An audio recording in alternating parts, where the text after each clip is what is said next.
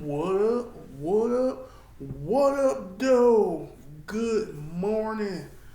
Welcome to another episode of The Lion's Den. This is episode 11. I hope y'all are doing good on this fine Thursday morning. I'm your host, Derek Timeless. You can follow me on Instagram at Derek Timeless CEO 313. And you can also follow me on TikTok at the Lions Den underscore 313.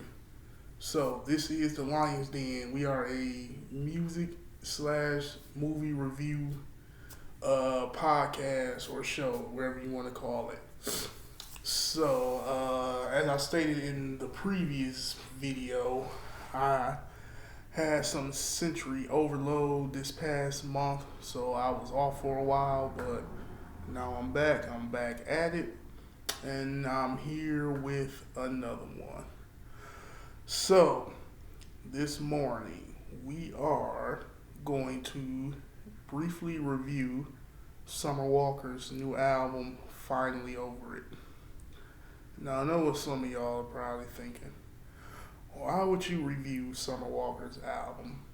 And I thought you were not going to just review R&B and hip hop albums.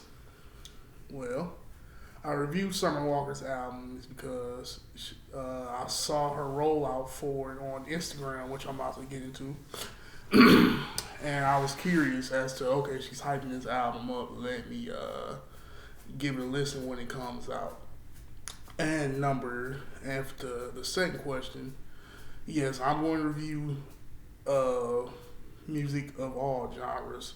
Just right now, I'm just reviewing the albums that are coming across my radar at the moment. But trust me, we got a lot of fun albums we're gonna get to in future episodes. Alright, so with the rollout for this Finally Over It album, what Summer Walker did, and yeah, I'm not gonna go into her backstory, but just to be brief, she's a singer-songwriter from Atlanta, Georgia. She got popular around 2017, 2018-ish. She came out with a song called Girls Need Love, and she got the Drake stimulus package. Drake remixed it, and the song took off, and she's been up ever since. So like I said, not going to a deep dive of her backstory, but this is her third album. She did an album trilogy. Her first album was called Over It. Second album was called Still Over It. And now this album's called Finally Over It. So her previous albums, Over It and Still Over It, she was talking about basically the relationships, her past relationships she's been in with the men she's been involved with, and basically all the heartbreak and trauma that she went through with those relationships. Those two albums basically summed up her feelings of betrayal, regret, and all that on the first two albums. This album, Finally Over It, she is really finally over it. But anyway, getting back into the marketing rollout, she took inspiration from Anna Nicole Smith. If you guys don't remember who that is, she was that model, was popular in the 80s and 90s, and she is most famous for marrying that businessman. It was Jay Smith something. She married him 14 months before he passed away, and he passed away in 1995. She married him in 1994. He was 89 years old. She was 27. And he was a billionaire. He owned 16% of this company called Koch Industries. And so yeah, she married him in 1994, and when he passed away 14 months later in 1995, she essentially inherited his empire. So Summer Walker basically took inspiration from that. If you look at the cover of Finally Over It, she's on there with an old white guy who's presumed to be a billionaire, and it's basically like she married him. But we're gonna get into songs and lyrics of the album, so you can kind of get the perspective of okay why she went for this. And I saw on Instagram the album is broke up into two parts. The first part is called For Better. The second part is called For Worse. So what she said on Instagram, she said For Better is for her finally being over it, like finally just over all those relationships, over trying to make them work. They're never going to work. Those people aren't going to change. So she's going to go find her rich husband and I guess essentially be happy. So then For Worse is her sitting back reflecting and just being honest with herself about all the time she wasted. But we're going to get into the songs on there. So it's 18 songs on there and it broke up into two parts. So it's 9 songs on the first part, 9 songs on the second. So I'm going to preface this. I like the first part better than the second part because I believe she has a little bit more hits on the first part. Now features on here, she has quite a few features on here. She has Mariah the Scientist, Lotto and Doja Cat on the same song, Chris Brown, Anderson .Paak, Bryson Tiller. So those are the features on the first half. There's 6. Second half, she has somebody named Sailor. And then she has Glorilla, Sexy Red, and Mona Leo all on the same song. 21 Savage, Brent Faiyaz, and Teddy Swims. So she has 13 features on here altogether. So that's 7 for the second half. So it's 13 features on here altogether. And then if you count the deluxe she put out, she added 3,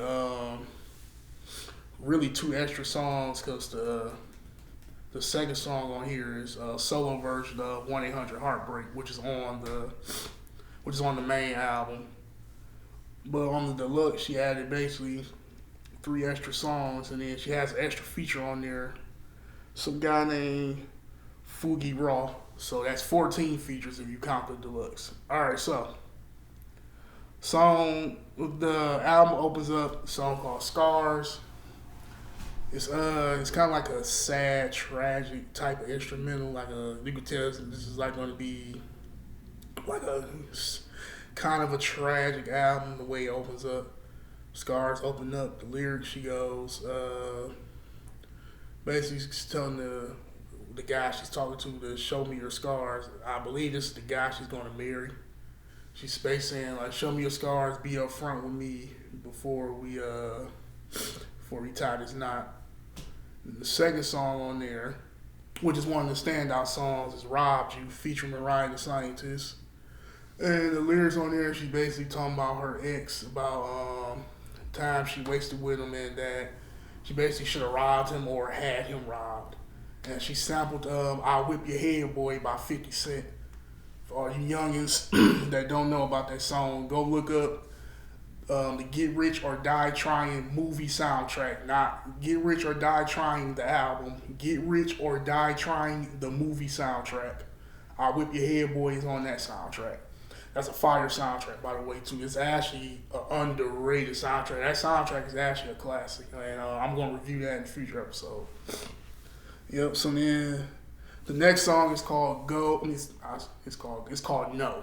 The next song is called No. N-O. She sampled Yes by Beyonce, and the lyrics, I forgot how those lyrics went. I think it's more of she's shitting on her ex. Go Girl with Lotto and Doja Cat. That's the girl. They're talking their boss stuff on there, so that's self-explanatory. Baby with Chris Brown. She sampled Always Be Your Baby by Mariah Carey. And then she put Chris Brown on here. Their chemistry is actually really good on here. This is actually This is not my favorite song on here. This is my second favorite because I like the chemistry both of them have together. Lyrics self-explanatory. They basically saying, "I want you to be my baby. Be together." If you heard the song "Always Be Your Baby" by Mariah Carey, you'll get the pretty much the theme and the lyrics of their song. So the next song on here is to go back, the baby song Chris Brown. No, it sounds like R&B of this generation. Yeah, because she has the whole album. She has like a '90s, early 2000s type R&B style going, which is really good and it blends very well. But the Chris Brown song sounds like R&B of this generation. Now the next song, which is my favorite song on here, is called 1-800-Heartbreak. Now this is I would consider this the first ballad-esque song. So it's about her. Let's see the lyrics. So 1-800-Heartbreak, the first part, it's about her. She with this guy or dealing with this guy, presumably her ex, and she's basically like, "Oh, you don't want to do right by me. I'm gonna move on," but she's gonna be heartbroken by it because she tries to pretend like she doesn't need a man and all that, but she wants to be with a man. So that's why the lyrics she goes, "I'm gonna call 1-800-Heartbreak because I don't know how much more of this I can take." So basically, like she's being a fool in love with this guy. She's with this guy, he's cheating on her, and she wants to leave him, but she leaves him. Then she's gonna be heartbroken. And then the second part of the song, Anderson .Paak comes in. He basically like calls her on the phone. And he's singing from like the perspective of like he's a guy that tricks with her, and he's basically he's calling her, trying to. I don't know if he's trying to trick with her on this verse because he calls her. He's like drunk, and I don't know if he's trying to trick with her or he just drunk and confessing stuff to her. But it's a fun song. This is my favorite song on here. I like it. The next song after that is "Heart of a Woman." That's song is on the radio right now. That's a pure throwback, straight '90s R&B. That song is a bop. That song is fire. Situationship. The lyrics, she's basically talking about a guy. I'm going to say it's her ex. She's in a relationship with him, but he's not claiming her. Y'all know how y'all have situationships now where it's like, yeah, we together, but we really not. And, y'all don't claim each other in public or anything when people ask, but y'all sleeping with each other. So it's like, yeah, self-explanatory. And then the last song of that, "Give Me a Reason" with Bryson Tiller is basically like her saying, give me a reason to be with you, stay with you, whatever. So the second part, okay, I'm gonna just breeze through this because this is long now. So the second part, "Call for Worse," is basically her accepting everything that has happened. So she opens up with this ballad called "Fuck My Type," where she's basically admitting like, okay, I'm gonna go get married. The guy that I really want doesn't like me, doesn't take me serious, so let me stop kidding myself, stop playing with myself, and go be happy. So she goes get her rich white man, and she's happy. So then Houseway with Sailor. I'm gonna skip that 'cause I forgot how that one went. Baller. Now she sampled. Who did she sample? Let me go back. It's an old school sample. She sampled on this. It is song Baller. She sampled "The Closer I Get to You." The closer I get to you. Yep, she sampled that. And then she got Glorilla, Sexy Red, Mona Leo on there.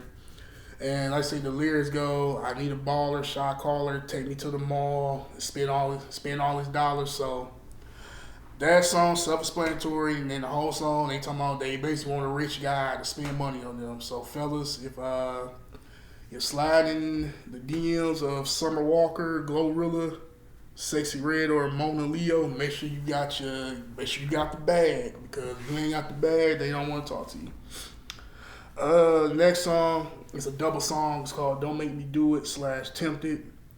Now, "Don't Make Me Do It" sounds like a '90s, 2000s R&B type song, real fire. I like it a lot. The lyrics on there, she's basically ex playing with her, so she's basically like, "Oh, don't make me, I guess, move on, call this other guy, break up with you." But then on the song "Tempted," she basically contradicts the first part of the song, because she basically says on there she's been lying to everybody, saying she's over him. But how the second song starts off, it's a phone ring, and she smacks her lips and then picks it up, and she basically starts saying, like, "Oh, I'm tempted. Had you come over here, basically sleep with you, all this and that." So she's not over the guy, but so she contradicts the first song, because the first song he basically saying like, "Oh, I got all these options. I'm gonna call another guy." But in this song, she's like, "Oh, no, don't basically cut me off." So, "Get Your Boy," she samples "I Wish He Didn't Trust Me So Much" by Bobby Womack. Now, you youngins, I know y'all don't know who Bobby Womack is, so we not gonna even go there, but just look up Bobby Womack, "I Wish He Didn't Trust Me So Much," and look up the story behind that song. I'm not gonna go into it, but yeah, you youngins, I'm gonna have to teach y'all a master class on Bobby Womack in the future and on that song. But "Get Your Boy" features 21 Savage, and she's basically talking through the lens of, 21 Savage supposed to be her man on the song, and she's basically saying like, "Your boy, he been in my DMs, he been talking to me, he trying to spend money on me, he trying to get me. You better get your boy, because I'm about to go with him." And then 21 has the response verse for that. So the number one, featuring Brent Faiyaz, self-explanatory, is about, "Oh, baby, I want you to be number one in my life. You're number one in my life. This how I'm going to make you be number one." It's basically a love song. "Stitch Me Up" is about her going to a rebound. She's singing to a rebound guy. She basically like, "Oh, this last guy, I gave him my heart and he tore it up, broke into pieces. Now I need you to come back and stitch me up. To basically undo what this guy did."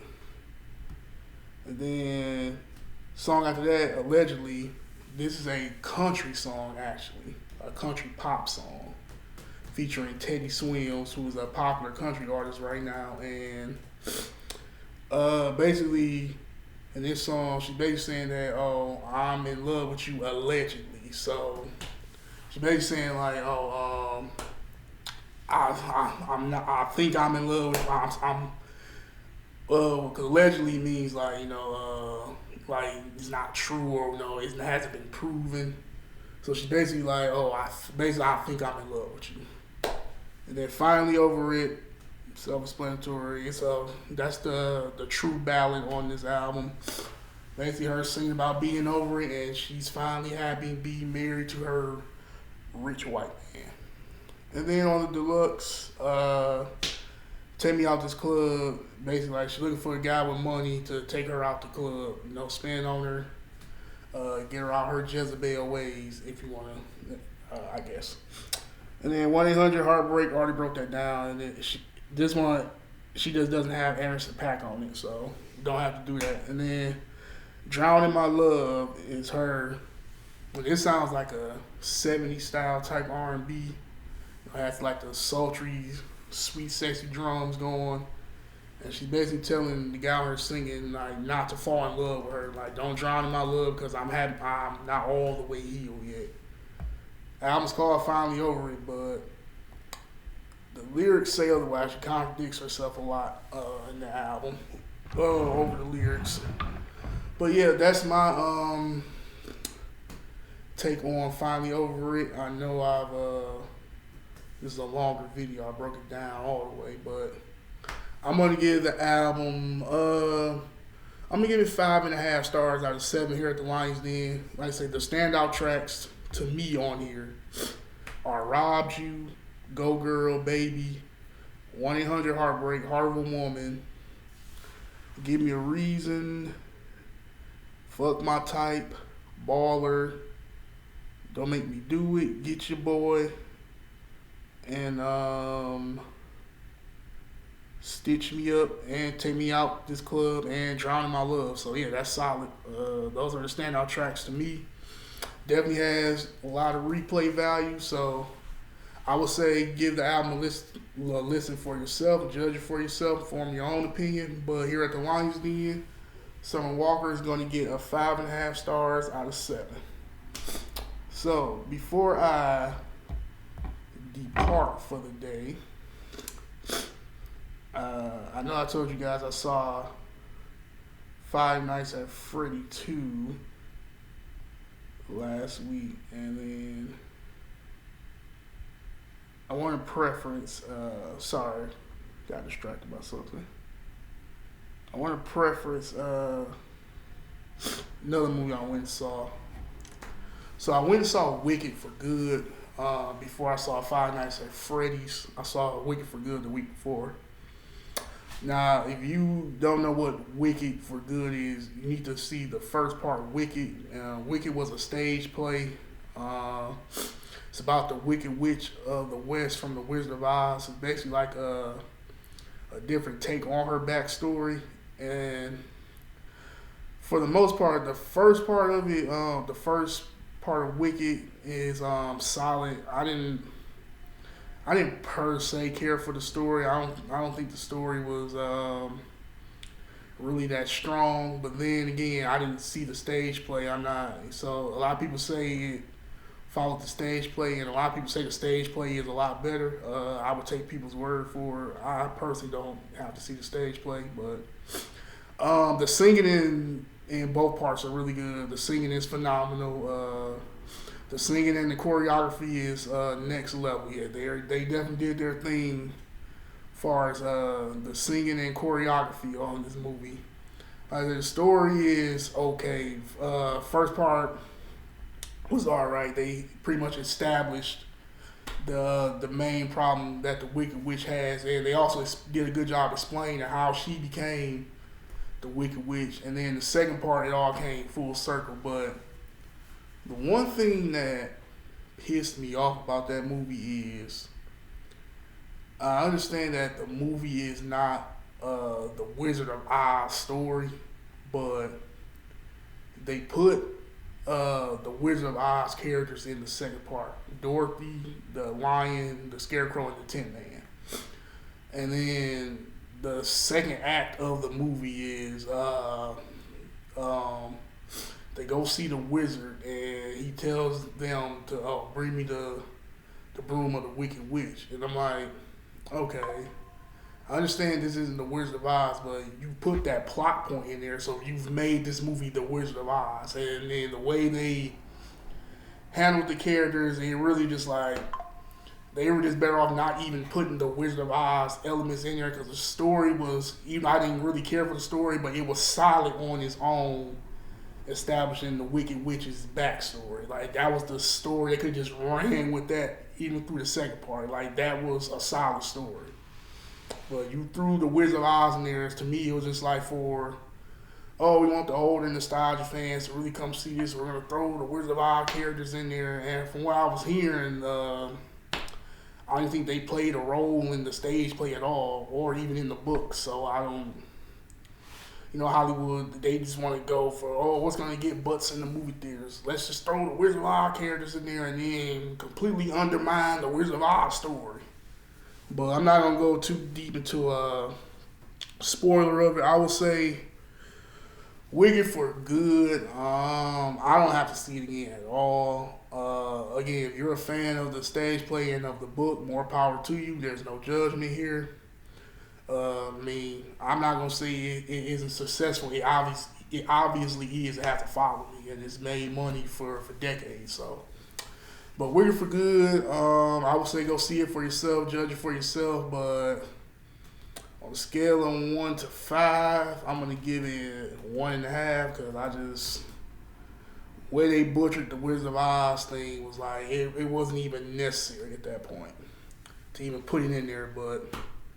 Anyway, I rambled long enough. I I'm going to see Avatar Fire and Ash in a couple of hours. I'm very excited about that. Going to see it in 3D and Dolby surround sound. So, yeah, I'm prepping for that right now. But anyway, thank you for tuning in to this episode of The Lions Den. If you made it this far in the video, go ahead and hit the like button for me. And if you're not subscribed, hit the subscribe button. And if you are subscribed and you don't have the notification bell turned on, hit the notification bell for me so you'll be notified every time I upload one of these videos. And again, you can follow me on Instagram at Derek Timeless CEO 313, and you can follow me at The Lions Den you can follow me on TikTok at The Lions Den _313. Again, my bad. Again, that's TikTok. Now again, follow me on TikTok at The Lions Den _313. I'm going to get better at this. Trust me, I will. But on that note, thank you guys for tuning in. Like, comment, and subscribe, and share these videos as well across your social medias. I'm trying to grow this channel, and don't worry, 2026 I will be more consistent, and then you'll see the growth of this channel. Also, I'm gonna also let me know down in the comments too. Do y'all think I should have a couple guest features come on here? Kind of switch it up, do a couple different topics. Let me know. I want to hear y'all thoughts and your ideas down below. But anyway, I'm your host, Derek Timeless. This has been The Lions Den. Peace.